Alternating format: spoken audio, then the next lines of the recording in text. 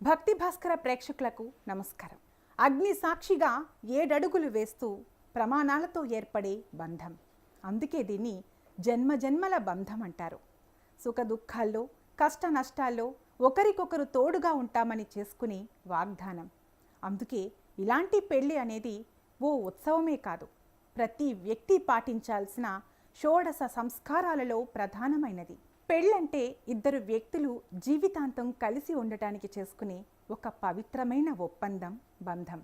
ఇది కేవలం ఇద్దరు వ్యక్తుల కలయికే కాదు, 2 కుటుంబాల కలయిక. ధర్మ, అర్థ, కామ, మోక్షం అనే 4 పురుషార్థాలను భార్యాభర్తలు కలిసి సాధించుకోవడానికి చేసే జీవిత ప్రయాణం. అయితే ఇందులో విశేషమేముంది అనుకుంటున్నారా? అవునండి, విశేషమే. అదేంటంటే ఒక పెళ్ళి అనే తంతు 8 రకాలుగా ఉందన్నమాట. అయితే ఆ 8 రకాలేమిటో తెలుసుకునే ముందు ఈ వీడియోని ఎక్కడ స్కిప్ చేయకుండా చూస్తూ ఉండండి.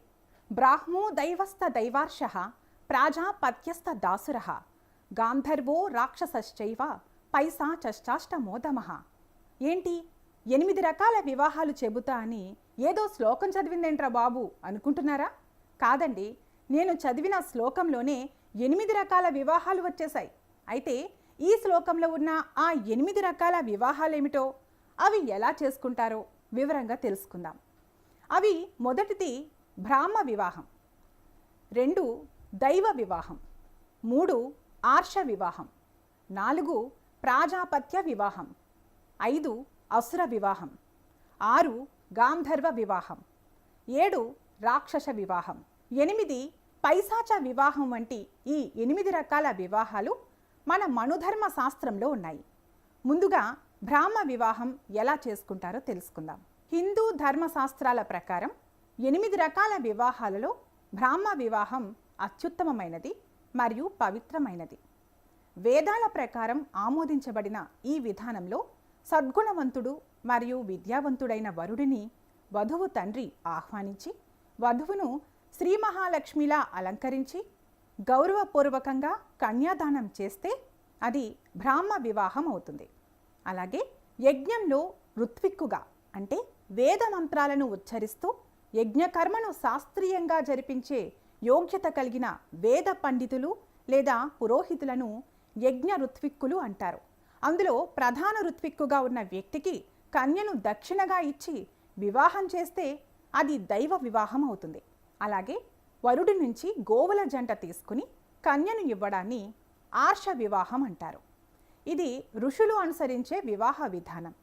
అలాగే మరొకటి వధువు తండ్రి వరుణ్ణి పూజించి మీరిద్దరూ కలిసి ధర్మం ఆచరించండి అంటే సహధర్మచారినిగా ఉండు అని ఆశీర్వదించి తన కుమార్తెను అప్పగించే వివాహ విధానాన్ని ప్రాజాపత్య వివాహం అంటారు. ఇందులో కన్యాదానం ముఖ్యమైనది. దంపతులు గృహస్థాశ్రమ ధర్మాన్ని నిష్ఠగా పాటించాలనేది దీని ప్రధాన లక్ష్యం. ఈ వివాహంలో కట్నం లేదా కన్యాశుల్కం వంటి ఆచారాలకు అవకాశం లేదు. వధువు తండ్రి వరుడిని వెతుక్కుంటూ వెళ్ళి వివాహానికి ఒప్పించి యోగ్యుడైన వరునికి కన్యను ఇస్తారు. బ్రాహ్మ వివాహంలో వరుడికి ఎలాంటి షరతులు ఉండవు.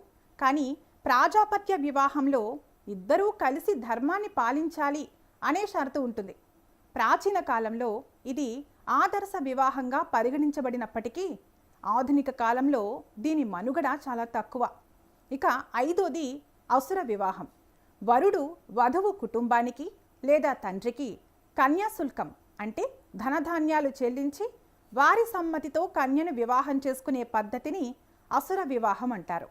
ఇది ప్రాచీన హిందూ ధర్మంలో పేర్కొన్న 8 రకాల వివాహాలలో ఒకటి. కానీ ఇది ఆమోదయోగ్యం కానిది లేదా నిషిద్ధ వివాహంగా పరిగణించబడుతుంది. అలాగే 6వది గాంధర్వ వివాహం. యువతి యువకులు పెద్దల అంగీకారం, ఆచారాలు, శాస్త్ర నిబంధనలు లేకుండా పరస్పర ప్రేమ మరియు ఇష్టంతో రహస్యంగా లేదా తమంతట తాముగా చేసుకునే వివాహం. ఇది నేటి కాలంలో దీనిని ప్రేమ వివాహం అని పిలుస్తారు. శకుంతల, దుష్యంతుల వివాహం ఈ తరహాకు ఓ ప్రసిద్ధ ఉదాహరణ. ప్రస్తుత కాలంలో ఈ వివాహం సామాజిక ఆమోదం పొందినప్పటికీ చట్టపరమైన గుర్తింపు కోసం రిజిస్ట్రేషన్ చేసుకోవడం సురక్షితం. ఇక 7వదైన రాక్షస వివాహం అంటే వధువు ఇష్టం లేకుండా ఆమె కుటుంబ సభ్యులను ఎదిరించి యుద్ధం చేసి లేదా బలవంతంగా ఎత్తుకెళ్ళి ఎక్కడికైనా తీసుకెళ్లి చేసుకునే వివాహం రాక్షస వివాహం అంటారు. మండోదరిని రావణుడు చేసుకున్నది ఇలాంటి వివాహమే. కానీ నేటి సమాజంలో ఈ తరహా వివాహం చట్టరీత్యా నేరం. ఇక చివరిది పైశాచ వివాహం. నిద్రపోతున్నా, మత్తులో ఉన్న, స్పృహలో లేని లేదా మానసికంగా బలహీనంగా ఉన్న స్త్రీని మోసగించి బలవంతంగా అపహరించి ఆమెపై అత్యాచారం చేసి చేసుకునే అత్యంత అధమమైన వివాహ విధానం. ఇది హిందూ శాస్త్రాల ప్రకారం నిషిద్ధం మరియు ధర్మవిరుద్ధం. ప్రాచీన కాలంలో కొందరు పిశాచ జాతుల వారు ఈ ఆచారాన్ని అనుసరించేవారని, అందుకే దీనికి పైశాచ వివాహమని పేరు వచ్చిందని చరిత్రకారుల అభిప్రాయం. ఇలా 8 రకాల వివాహాలు వేదకాలంలో జరిగేవి. కానీ ఇందులో బ్రాహ్మ వివాహం శ్రేష్టమైంది. అలాగే ప్రాజాపత్యం ధర్మబద్ధమైందని నేటి హిందూ సమాజం నమ్ముతోంది. కానీ ఇప్పుడు పెద్దలు కుదిర్చిన వివాహం, ప్రేమ వివాహం ఈ రెండే అనుసరిస్తున్నారు. మీకు ఈ వీడియో నచ్చినట్లయితే లైక్ చేయండి, షేర్ చేయండి.